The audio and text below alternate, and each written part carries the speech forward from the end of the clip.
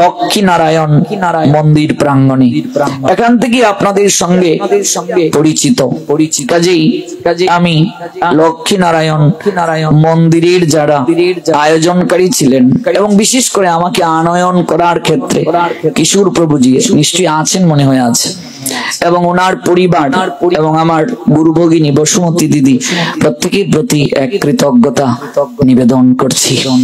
এবং এই পরিবারটাকে আমি নিজের পরিবারের মতোই মনে করি এবং এই এলাকায় আসলে এখানেই থাকি, তারাও নিশ্চয়ই আছেন। আমি সবার প্রতি কৃতজ্ঞতা নিবেদন করছি। আমাদের যে মূল প্রসঙ্গ জগন্নাথ লীলা, জগন্নাথ তত্ত্ব সুধা আমরা আস্বাদন করব আজ থেকে 7 দিন সপ্তাহ ব্যাপী। একটা অনুরোধ রেখে মূল প্রসঙ্গে আসবো। দেখুন, আমরা সব সময় কিন্তু এই সুযোগটা পাই না। কোন সুযোগ? সুযোগটা হচ্ছে এই সাধু সঙ্গে অহৈতুকী ভগবানের তত্ত্ব কথা শ্রবণের সুযোগ। এই সুযোগটা আমরা সব সময় পাই না। যেহেতু পেয়েছি, আমরা এই সুযোগটাকে যেন হাতছাড়া না করি। অন্তত এই 7টা দিন আমরা ভগবানের জন্য উৎসর্গ করতে পারি। আমরা অনেকেই রথযাত্রায় যাই, কিন্তু এই জগন্নাথে বিশেষ যে তত্ত্ব সম্পর্কে আমরা অনেকেই অবগত না। 7 দিন ব্যাপী ধারাবাহিক ভাবে আমরা জানবো এই রথযাত্রার ইতিহাস। এই রথযাত্রা কি করে আবির্ভূত হলো, জগন্নাথ কি করে আবির্ভূত হলেন, আমরা কিভাবে পেলাম। জগন্নাথ শবরদের ভগবান ছিলেন। এই শবর জাতি থেকে আরাধ্য জগন্নাথ কি করে আজ সার্বজনীন ভগবান হলেন, সার্বজনীন পূজ্য হলেন। আমরা সকল তত্ত্ব, সকল লীলা মাধুরী আস্বাদন করব। যারা আসেননি তাদের কাছে আমরা সংবাদটা পৌঁছে দেব। আজ যেহেতু প্রথম রজনী, তবে আশা নয় বিশ্বাস এই প্যান্ডেলে জায়গা ধরবে না, প্রচুর ভক্তের সমাগম হবে। আমরা যেটুকু সময় ভগবানের কথা শ্রবণ করব, সেই শ্রবণটা যেন আমাদের কায় মনোবাক্যে হয়, শ্রদ্ধার সঙ্গে হয়। কেননা শ্রদ্ধাবান অনুসুচ শ্রীনুয়াত অপিয়ানরহ সপি মুক্ত শুভান লোকান প্রাপ্নুয়াত পুণ্যকর্মানাম। ভগবান বলছেন, শ্রদ্ধার সঙ্গে যদি এই কথা কেউ শ্রবণ করে, সপি মুক্ত শুভান লোকান প্রাপ্নুয়াত পুণ্যকর্মানাম, সেই ব্যক্তি পুণ্য কর্মকারীদের নিয়ে অচিরাত এই দুঃখময় সংসার সাগর থেকে উদ্ধার হবে। আর যদি শ্রদ্ধা চিত্তে না থাকে, ভগবান বলছেন সে আমায় কোনোদিন প্রাপ্ত হবে না। অশ্রদ্ধা ধানা পুরুষা ধর্মস্য অশ্ব পরন্তপ অপ্রাপ্যমাম নিবর্তন্তে মৃত্যু সংসার বর্তনী। শোনো হে পরন্তপ, অর্জুনের একটা নাম পরন্তপ। পরন্তপ মানে শত্রু দমনকারী। শত্রু 2 ধরনের, বাহিরের শত্রু, ভিতরের শত্রু। বাহিরের শত্রুকে অনেক সময় নিরীক্ষণ করা যায়, কিন্তু ভিতরে যে শত্রু আছে 6টি শত্রু, কাম, ক্রোধ, লোভ, মোহ, মদ, মাৎসর্য, এটি পারমার্থিক জ্ঞান না থাকলে অনুভব করা যায় না, দমন করাও যায় না। এই শত্রুকে যিনি দমন করতে সমর্থ, তিনি হলেন পরন্তপ। হে পরন্তপ, ধর্ম প্রতিপালনে শ্রদ্ধা যাদের নাই, অপ্রাপ্যমাম, তারা আমায় পাবে না। আর আমায় যদি কেউ প্রাপ্ত না হয়, নিবর্তন্তে মৃত্যু সংসার বর্তনী, ও বারংবার সংসার চক্রবুহে আবর্তিত হবে। এই জন্য আমরা যেটুকু সময় ভগবানের কথা শ্রবণ করব, ভক্তি যুগের অনুশীলন করব, সেটি শ্রদ্ধার সঙ্গে। কেউ যদি অল্প সময়ও করে, তার জন্য ভগবান বিশেষ কৃপার কথা বলছেন গীতার 2য় অধ্যায় সাংখ্য যুগের 40 নং শ্লোকে। ন ইহ অবিক্রম নাশ অস্তি প্রত্যবায়ন বিদ্যতে স্বল্পম অপি অস্য ধর্মস্য ত্রায়তে মহত ভয়াৎ। ভগবান বলছেন ভক্তি যুগের অনুশীলনটার কোনদিন বিনাশ নাই। নইহ অবিক্রম নাশ অস্তি প্রত্যবায়ন বিদ্যতে, বিনাশ নাই। ভক্তি যুগের অনুশীলনের কোনদিন বিনাশ হয় না। স্বল্পমপি অস্য, সংস্কৃতে অশ্ব মানে এই, ধর্মস্য মানে ধর্মের, ধর্মের এই আচরণ যদি অল্প সময়ের জন্য কেউ করে, স্বল্পমপি অস্য ধর্মস্য, ভগবান বলছেন ত্রায়তে মহত ভয়। হায়াত। সেই ব্যক্তি পুণ্য কর্মকারীদের নিয়ে মহৎ ব্যক্তির নিয়ে এই সংসার মহাভয় থেকে পরিত্রাণ প্রাপ্ত হবে, মৃত্যু কূপ থেকে উদ্ধার প্রাপ্ত হবে। যদি কেউ অল্প সময়ের জন্য হলেও এই কথাকে শ্রবণ করে আচরণ করে, ভক্তির আচরণ, ধর্ম অনুশীলন, কিন্তু সেই অনুশীলনটা সে চৈতন্য চরিতামৃতেও আছে, মধ্যলীলা 32 সাধু সঙ্গে কৃষ্ণ ভক্তের শ্রদ্ধা যদি হয়, ভক্তি ফল প্রেম হয়, সংসার যায় ক্ষয়, সংসার ক্ষয় হয়ে যাবে, ভক্তি লাভ হবে, প্রেম লাভ হবে। অল্প সময়ই করুন, অল্প সময়ও যদি আপনি সম্পাদন করেন তাতেও আপনার অহৈতুকী কৃপা প্রাপ্তি হবে, কোনো সন্দেহ নাই। অল্প সময়ও যদি এই আচরণ কেউ সম্পাদন করে, ভগবানের কথা যেখানে আস্বাদন হয় সেখানে যদি কেউ যায়, সেই কৃপার তো আর গুটি কয়েক বাক্য দ্বারা মহিমা শেষ করা যায় না। যদি কেউ পথ পর্যন্ত দেখিয়ে দেয় ভগবানের কথা যেখানে আস্বাদন হচ্ছে সেখানে যাওয়ার জন্য, তাতেও সে অহৈতুকী কৃপা প্রাপ্ত হয়। যে কোনো ভাবে যদি সহযোগিতাও করে তাতেও সে বিশেষ কৃপা প্রাপ্ত হয়। আচার্যগণ আমাদের বলছেন যে ভগবানকে মন দিয়েছে, ভগবানকে প্রণাম দেয়, ভগবানের চিন্তা চেতনায় যে মশগুল থাকে, এমন কাউকে যদি কেউ যত্ন করে, সমর্থন করে, তাহলেও সে ভগবানের বিশেষ কৃপা প্রাপ্ত হবে, তাতে কোনো সন্দেহ নাই। তাই আসুন, যারা আসেননি তাদের কাছে আমরা সংবাদটা পৌঁছে দেই। আমরা যারা এসেছি কায় মনোবাক্যে শ্রবণ করি এবং আমরা একটা প্রতিশ্রুতি কিংবা ভগবানের কাছে আমরা একটা প্রতিজ্ঞা করে যাই, অন্তত যে কটা দিন সুযোগ পাচ্ছি আমরা, সেই কটা দিন যেন আমরা ভগবানের কথা শ্রবণ করতে প্রয়াসী হই কায় মনোবাক্যে। এবার আসুন আমরা মূল প্রসঙ্গে ফিরি। জগন্নাথের এই অহৈতুকী তত্ত্ব। জগন্নাথ মূলত সবর জাতির ভগবান। সবরকে, সবর মানে শিকারী, শিকার কার্য যারা সম্পাদন করে তারা হলো সবর। জগন্নাথ হলেন সবর জাতির ভগবান। সেই সবর জাতির বসবাসটা কোথায় ছিল? ভারতের পূর্ব প্রান্তে, ইতিহাস থেকে জানা যায়। বর্তমানে উড়িষ্যা রাজ্যের নয়াগড় জেলা, মহানদীর তীর, কান্তিলু জনপদ। আমার এখানে যাওয়ার সৌভাগ্য হয়েছিল, প্রবচন করতে গিয়েছিলাম, তখন এখানে যাওয়ার সুযোগ হলো। উড়িষ্যা রাজ্য, নয়াগড় জেলা, মহানদীর তীর, কান্তিলু জনপদ। এই কান্তিলু জনপদের নিকটবর্তী দুটি শহর আছে বর্তমানে। একটি হলো নয়াগড়, তার নিকটবর্তী নগর বিমানবন্দর ভুবনেশ্বর। কান্তিলু এটার পাশে ভুবনেশ্বর, ভুবনেশ্বর যাওয়ার সৌভাগ্য হয়েছিল। এই কান্তিলু জনপদ, নিকটবর্তী শহর নয়াগড় ও নিকটবর্তী নগর ও বিমানবন্দর ভুবনেশ্বর। সেই জায়গায় কান্তিলু জনপদে সবর জাতির বসবাস ছিল। ওদের পেশা ছিল শিকার করা। সেখানে নীলকান্ত মণির নির্মিত শঙ্খ চক্র গদা পদ্মধারী পদ্ম পলাশলোচন ভগবান শ্রীহরির বিগ্রহ বিরাজিত। পুরাকালে ব্রহ্মাদি পর্বতে, বর্তমানে যেটি কান্তিলু, সেটি ছিল ব্রহ্মাদি গুহ। সেই ব্রহ্মাদি গুহায় যে মন্দির স্থাপিত, বর্তমানে সেটি নীল মাধব মন্দির নামে ভুবন বিখ্যাত। এখানেই সবর জাতি বাস করতেন। সেই সবর জাতিদের রাজা যিনি ছিলেন তার নাম হলো বিশ্বাবসু। কি করে জগন্নাথ সর্বজনীন হলেন? মূলত জগন্নাথ কে? আমরা আলোচনার শুরুতে জানলাম স্বয়ং কৃষ্ণ। তার এই রূপ কেন, এরকম রূপ কেন তার?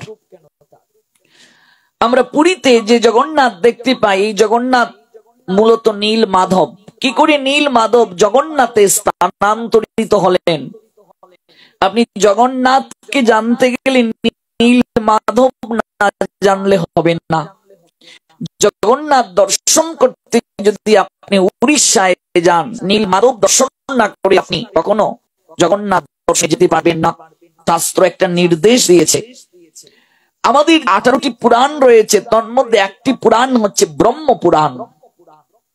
সেই ব্রহ্ম পুরাণে উল্লেখ আছে, সত্য যুগে ব্রহ্মার চিত্তে একবার ইচ্ছে পোষণ হলো, তিনি শঙ্খ চক্র গদা পদ্মধারী ভগবান শ্রী নারায়ণ অর্থাৎ বিষ্ণুর একটি মূর্তি নির্মাণ করবেন। ব্রহ্মার মনে এই ইচ্ছে জাগলো। ব্রহ্ম পুরাণ থেকে আমরা শ্রবণ করছি। তখন তিনি বিশ্বকর্মা, যিনি দেবশিল্পী, যিনি দেবতাদের সকল নির্মাণ শৈলী সম্পাদন করে থাকেন, সেই বিশ্বকর্মা 10টি শাস্ত্র আমাদেরকে প্রদান করেছেন। এগুলোকে বলা হয় বাস্তুশাস্ত্র। এখনো ঘর নির্মাণ করতে, মন্দির নির্মাণ করতে আমরা এই বাস্তুশাস্ত্রকে অনুসরণ করি। এটি মূলত বিশ্বকর্মার সৃষ্টি, বিশ্বকর্মার দান, বিশ্বকর্মার অবদান। এই বিশ্বকর্মা দেবতাদের যত প্রাসাদ রয়েছে সকল কিছুই তিনি নির্মাণ করেছেন। এমনকি দ্বারকা নগরী, যে নগরী জলে নিমজ্জিত হয়েছিল, সেটিও বিশ্বকর্মার তৈরি। সকল কিছুতেই বিশ্বকর্মাকে অধিকার দান করা হয়েছিল। সেই বিশ্বকর্মাকে ব্রহ্মা স্মরণ করলেন। বিশ্বকর্মা ব্রহ্মার নৈকট্যে আবির্ভূত হয়ে তাকে প্রণতি নিবেদন করলেন, হে ব্রহ্মদেব, আপনি কেন আমায় স্মরণ করেছেন? ব্রহ্মা তখন বলছেন, হে দেবশিল্পী, তোমার শৈল্পিক গুণ ত্রিজগৎ প্রসিদ্ধ, ত্রিজগতে সমাদৃত, কিন্তু আমার হৃদয়ে যে ভীষণ বাসনা জেগেছে। করজোড়ে বিশ্বকর্মা বললেন, ব্রহ্মদেব, কৃপা করে বলুন, আমি আপনার কি সেবায় অংশগ্রহণ করতে পারি? আপনার হৃদয়ের এমন কি অভিলাষ, যে অভিলাষ পূরণের নিমিত্তে আপনি আমায় স্মরণ করেছেন? ব্রহ্মা বলছেন, আমি শঙ্খ চক্র গদা পদ্মধারী ভগবান শ্রীহরির একটি মূর্তি নির্মাণের দায়িত্ব তোমায় দিতে চাই, যে মূর্তিটি নীলকান্ত মণির দ্বারা অপরূপ অনিন্দময় সাজে তুমি সজ্জিত করবে। ব্রহ্মাকে প্রণাম নিবেদন করে বিশ্বকর্মা শুরু করে দিলেন সেই মূর্তি নির্মাণের কাজ। যখন সেই মূর্তি নির্মাণের কার্য সমাপন হলো, ব্রহ্মা অপলক দৃষ্টিতে তাকিয়ে আছেন সেই মূর্তির দিকে। নয়ন যেন সেই অবলোকন থেকে কোথাও যাচ্ছে না, নিবদ্ধ হয়ে আছে, গোচরিত হয়ে আছে সেই মূর্তির দিকে। ব্রহ্মা অভিভূত হলেন, বিশ্বকর্মাকে উপহার প্রদান করলেন, এবং এই ব্রহ্মা এই মূর্তিকে প্রতিস্থাপন করলেন।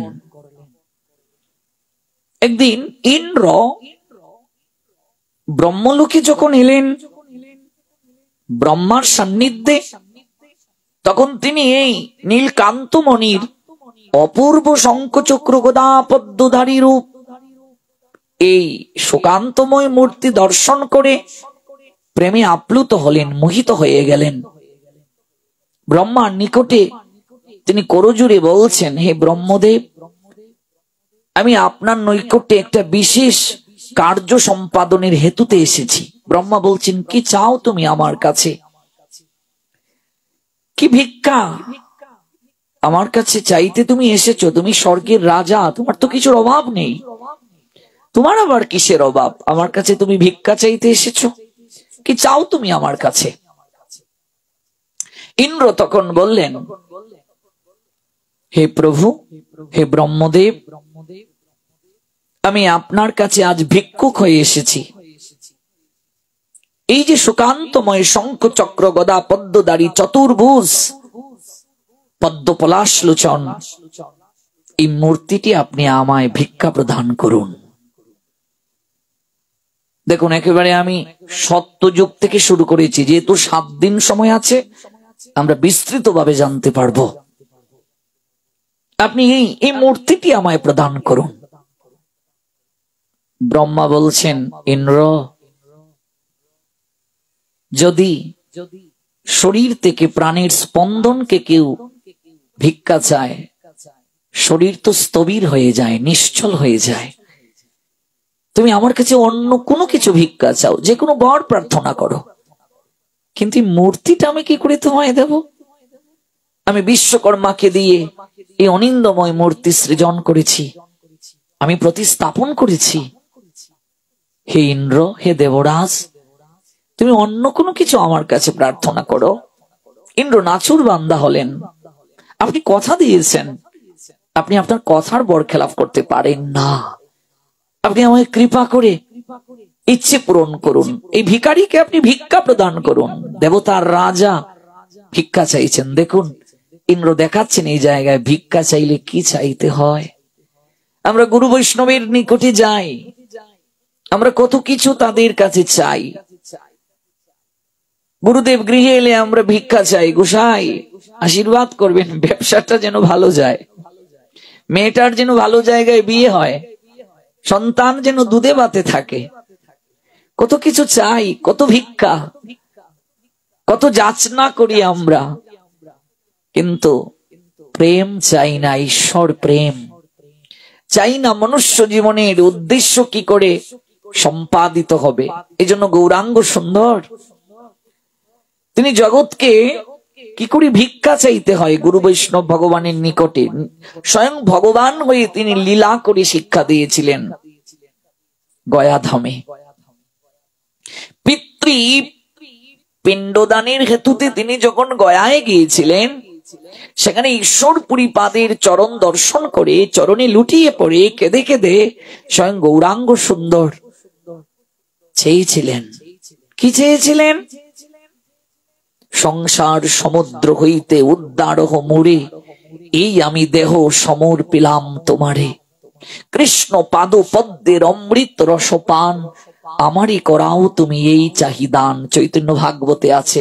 ছিল বৃন্দাবন দাস ঠাকুর লিখলেন, কৃষ্ণ পাদ পদ্মের অমৃত রসপান, কৃষ্ণ চরণামৃত আপনি আমায় পান করিয়ে দিন। এই আমি দেহ সমর্পিলাম তোমারে, আমার দেহ, আমার এই মনোপ্রাণ আপনার চরণে সমর্পিত করে দিলাম। কৃষ্ণ পাদ পদ্মের অমৃত রসপান, আমারই করাও তুমি এই চাহিদান। সংসার সমুদ্র হইতে উদ্ধারহ মোরে, এই আমি দেহ সমর্পিলাম তোমারে। একজন সাধুর নৈকট্যে কি চাইতে হয়, কিংবা ভগবানের নৈকট্যে কি চাইতে হয়? নিজে ভগবান হয়ে জগৎকে জানালেন, কাহা গেলে কৃষ্ণ পাই। কাহা মানে উড়িষ্যার শব্দ, উড়িয়া ভাষা। কাহা মানে কোথায়, আমি কোথায় গেলে কৃষ্ণ পাবো? স্বয়ং জগন্নাথের নৈকট্যে, জগন্নাথ তো স্বয়ং ভগবান, গৌরহরিও স্বয়ং ভগবান। গৌরহরি স্বয়ং ভগবান হয়ে তারই অন্য রূপ জগন্নাথের কাছে তিনি চাইছেন, বধূ কি আর বলিব আমি, তুমি তো আমার সকলই জানো।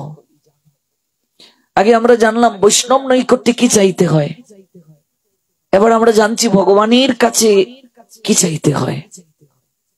গৌরহরি বলছেন, বধূ কি আর বলিব আমি। এখানে বধূ মানে প্রাণনাথ। বধূ কি আর বলিব আমি। বর উপর চন্দ্রবিন্দু আছে, ধৈর সুকার বধূ। আবার দীর্ঘকার যখন দেবে, বধূ মানে বউ, স্ত্রী, নববিবাহিতা, পরিণীতা। আর এখানে বধূ মানে প্রাণনাথ, প্রাণপথী। বধূ কি আর বলিব আমি, আমি তোমায় কি বলবো, তুমি তো আমার সকলই জানো। তুমি তো সর্বেশ্বর, সর্ববিরাজমান, হৃদয়েশ ঋষিকেশ। তুমি কি না জানো? তোমার কাছে কি চাইবো আমি, তুমি তো আমার সকলই জানো। বধূ কি আর বলিব আমি, তুমি তো আমার সকলই জানো। আমার জন্ম মরণে, প্রতি জনমে জনমে প্রাণনাথ হইও তুমি। শুধু এই জনমে নয়, প্রতিটা জনমে জনমে তুমি আমার প্রাণনাথ হইও। আমি তোমার কাছে আর কিছু চাই না। সব সমর্পিয়া এক মন হইয়া আমি সকল কিছু তোমার চরণে সমর্পণ করে দিয়েছি। আমার মন, আমার প্রাণ আজ একাগ্র হয়ে তোমার কাছে চাইছি। নিশ্চয়ই হইলাম দাসী, আমি আজ তোমার দাসী হলাম, আমি তোমার দাস হলাম। নিশ্চয়ই হইলাম দাসী। শুধু এই জন্মে নয়, প্রতি জনমে জনমে, শুধু এই জনমটাই নয়, যে জনমেই তুমি আমায় প্রদান করো না কেন, আমি যেন তুমি ব্যতীত, তোমার অহৈতুকী চরণে ব্যতীত আমার মন যেন আর কোথাও নিবদ্ধ না হয়। আমি যেন তোমার সেবার দাসী হতে পারি, আমি যেন তোমার চরণ দাসী হতে পারি। আশ্লিষ্য বা পাদরতাম বিনুষ্টমা মদর্শন মর্মহতাম করতো বা ইয়াতা তথা বা বিদধাতু লম্পটুমত প্রাণনাথস্তু শয়েব না পড়ো। স্বয়ং রাই বাবে বিভোর হয়ে গৌরাঙ্গ সুন্দর বলছেন, এই পাদরতা দাসীকে তুমি কৃষ্ণ বেষ্টন পূর্বক আলিঙ্গন করুন। আমাকে আলিঙ্গন দিয়ে যদি পিষেও দিন, কিংবা দর্শন না দিয়ে আমায় যদি বিরহ আগুনে পুড়িয়েও দিন, আমায় কুলোটা বলেও যদি প্রচার করেন, কিংবা একটা লম্পট পুরুষ, কামুক পুরুষ যেরকম আচরণ করে সেরকম আচরণও যদি আপনি আমার শনি করুন, সমর্পণটা দেখুন। সমর্পণ কাকে বলে? একটা পতিব্রতা স্ত্রী যেমন স্বামীর নিকটে সকল কিছু সমর্পণ করে দেয়, গৌর হরি রাধা ভাবে বিভোর হয়ে আজ ভক্ত বা অঙ্গীকার করে সমর্পণ দেখাচ্ছেন। যে একটা লম্পট পুরুষ যেভাবে আচরণ করে, আপনি যদি তেমন আচরণও আমার শনি করেন, আমি জন্মে জন্মে কেবল একটা দীর্ঘ শ্বাস ছেড়ে বলবো, আপনি কেবল আমারই প্রাণনাথ, আপনি কেবল আমারই দ্বৈত, আপনি কেবল আমারই প্রভু, আপনি কেবল আমারই জনার কারণ নয়। সে জগতের প্রভু কবে আমার নয়ন যুগল অশ্রু দ্বারা শুভিত হবে, বদনে গদ গদ রুদ্ধ শ্বাস আসবে।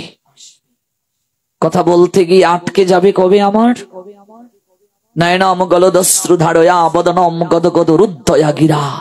কবে আমার সেই সুযোগটা হবে, কবে আমার সেই সময় হবে, সেই পরিস্থিতি হবে। কাঁদিয়া কাঁদিয়া জানাইব দুঃখ গ্রাম সংসার অনল হইতে কবে মাগিব বিশ্রাম, আমার কবে সেদিন হবে। রাধিকা গোবিন্দ বলে আমি কবে কাঁদিব উচ্চেশ্বরী। সমর্পণ দেখো, ভিজিবে সকল অঙ্গ নয়নের নীরে, হরি হরি কবে মোর হইবে সুদিন, বিষয়ে বাসনা বলে কবে হইব তব প্রেমের অধীন, কবে আমার সেদিন হবে। কি চাওয়া, কি ভিক্ষা, কি অনুভূতি, কি সমর্পণ। এই সমর্পণ কবে হবে গো, কবে হবে?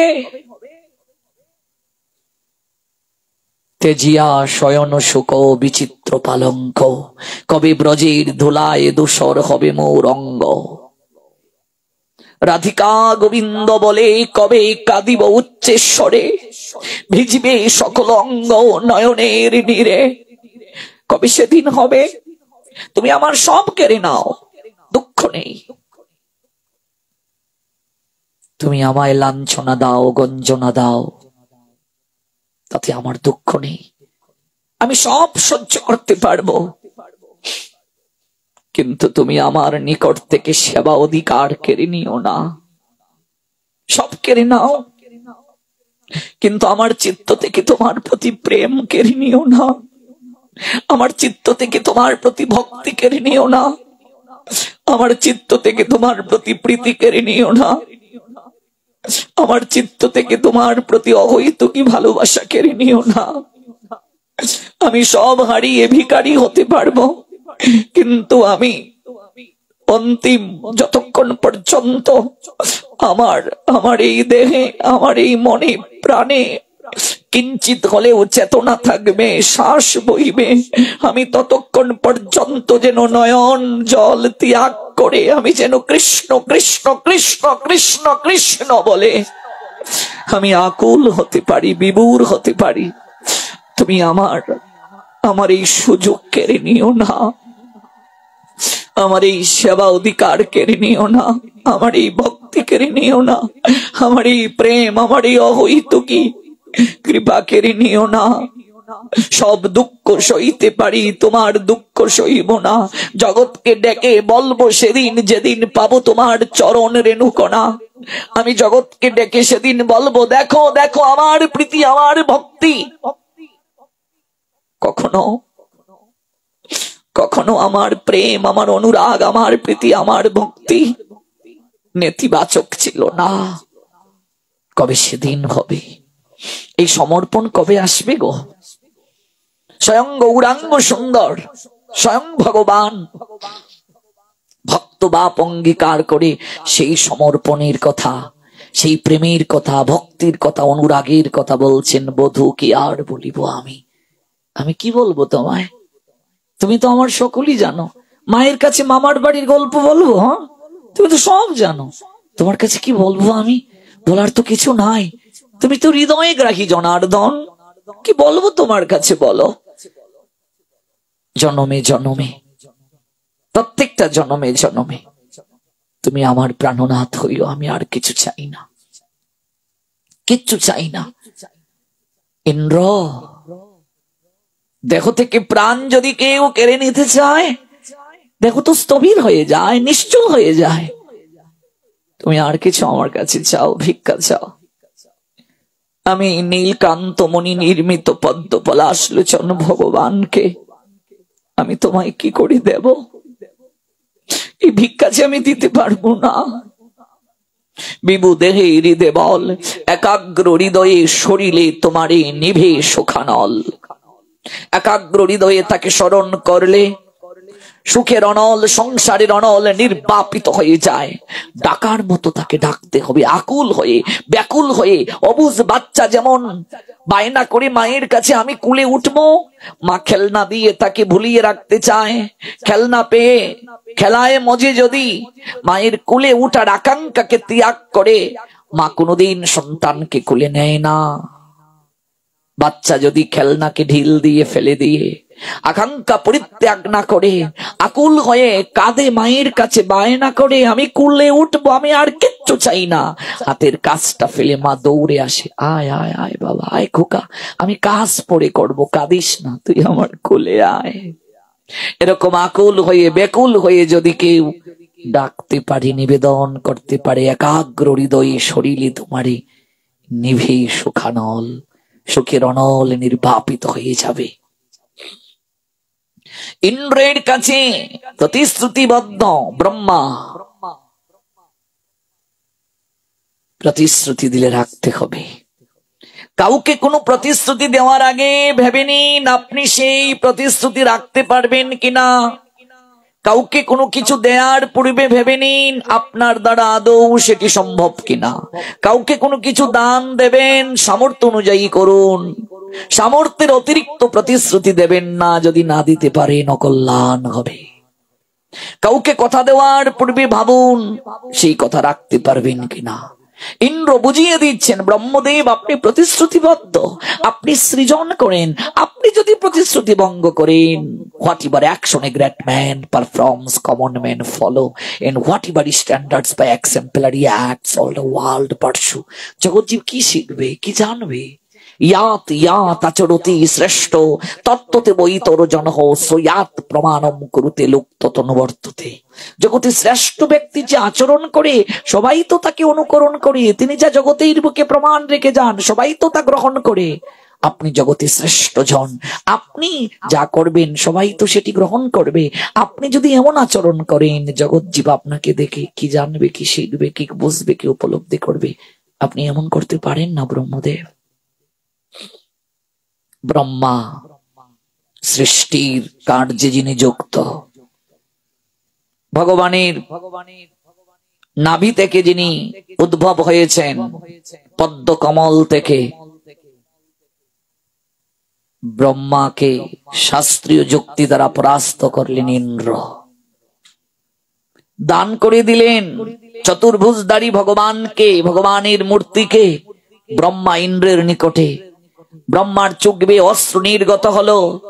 ইন্দ্র সেই মূর্তি নিয়ে স্বর্গের উদ্দেশ্যে যাত্রা করলেন।